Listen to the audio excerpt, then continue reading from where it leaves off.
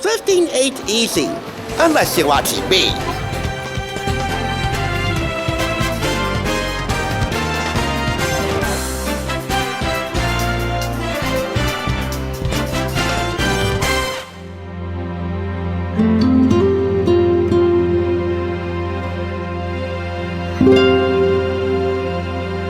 Welcome back! You're watching the Thrift Store Rundown, bringing Hollywood home on a budget. And throughout this week, we're taking in the great outdoors and the great outdoor bargain-thon. One of the most fun yet somewhat laborious ways to embrace the great outdoors need not be found in the forest, digging up holes for new mammoth trees, but rather it can be found in your own backyard at home. Or in this case, and if you can afford it, your own rooftop garden.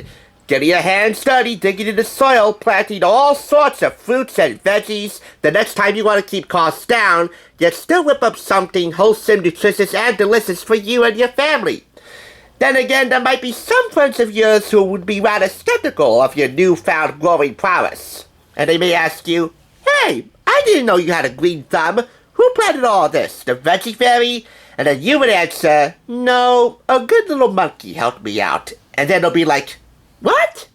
This is what. And if I may quote my stepdad, David Rodriguez, this is what's up. This is Curious George Discovers Plants, purchased for $1.99 from Value Village in Hawthorne. It's adapted by Monica Perez, based upon a TV series teleplay written by Joe Fallon, published by Houghton Mifflin Harcourt Publishing Company. And it's just one in a series of 7 Curious George Discover books, which you can find at your local library or at your local thrift store, like I did. I also like how there's a blend of animated stills mixed in with a whole bunch of live-action photos from the Houghton Mifflin Harcourt photo archives to give a sense of realism to George's most delicious adventure in this Curious George Discover series. So, here's how it goes. The man with the yellow hat and George are hungry for some vegetable soup. Instead of making some from scratch, they decide to head to their favorite restaurant in the city, Chef Pisghetti's, for some of his homemade veggie soup and spinach ravioli. They take the order.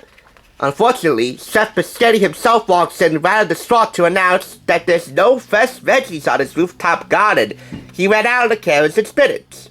Then, the main server in the restaurant, Chef Pisghetti's wife, Nettie, suggests that he plant some from scratch, and then enlists George's help to help plant some. This is the rooftop garden, where all the fresh fruits and veggies grow for Chef Pisghetti to wrap up all of his scrumptious creations.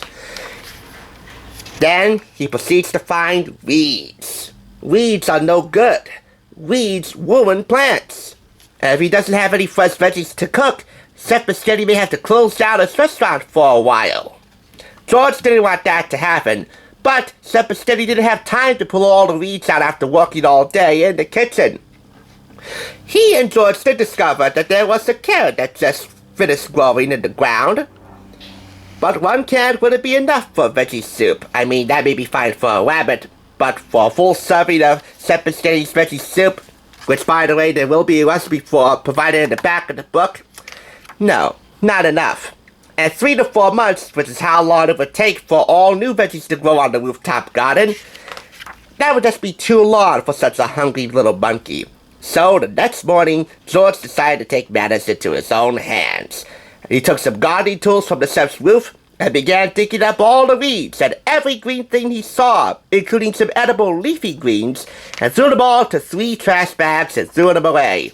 Now all of the veggies are gone, and Chef Pisghetti, as you can imagine, is most certainly not a happy chef. He'll have to plant all new veggies from scratch. He then proceeds to give George a little primer on how to plant veggies in the rooftop garden. Again, it'll take 3 to 4 months for a new crop to grow. So once again, George to the rescue, making some sacrifices in his and the man with the yellow hat's fridge, grabbing some carrots, and then later some peas in the cupboard, and eggplants and squash, burying them all in Chef Pisghetti's troughs. Chef Pisghetti is delighted to find that all of his veggies grew like magic, literally overnight. But it doesn't take long for the man with the yellow hat to discover George's ruse when he finds out that all the veggies from the cupboard and fridge are missing.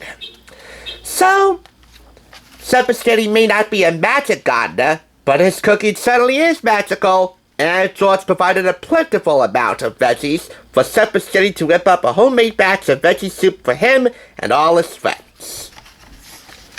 We have here a fun experiment you can try at home to see how plants absorb water and nutrients and even change color when you place them in glasses of water with food coloring. It's called Drink Up. We have a list of all the seasonal veggies you can plant and eat or just find at the farmer's market. Winter, spring, summer, fall. Veggies all year round. And, as promised, Chef Pisghetti's vegetable soup. Okay, maybe not Chef Pisghetti's exactly, but this is a recipe to make your own veggie soup, preferably with the help of a grown-up. Plus a few words to know about planting and gardening, like photosynthesis, and oxygen, and vitamins, and weeds, and carbon dioxide. All these things, minus the weed, are needed, along with water and sunlight and plenty of dirt, for a seed to sprout into a delicious veggie. I also like the inclusion of these sidebars here. Did you know? Which tells you everything you need to know about planting veggies, the difference between canned and frozen and fresh veggies, and a guide on how to plant veggies of your own. So, we put all that together.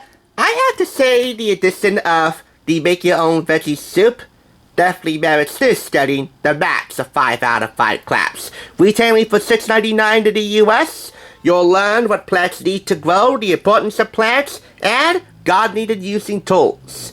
3 fun experiments and activities, and a whole bunch of knowledge. All good enough for one curiously hungry little monkey. So, as I said, the max of 5 out of 5 claps. Curious George, he ain't no veggie fairy, but he is, like most of us at heart, a good little monkey who's hungry for knowledge and just plain hungry. And anytime you find a fun way to sprout the seed of knowledge and curiosity in your child, well, he won't have any hard time at all cleaning up his plate. That's Curious George Discovers Plants. Here's what's on the docket for Thursday. When it comes to reconnecting with my childhood, I don't just get nutty about it. In this case, I get a little bit karate.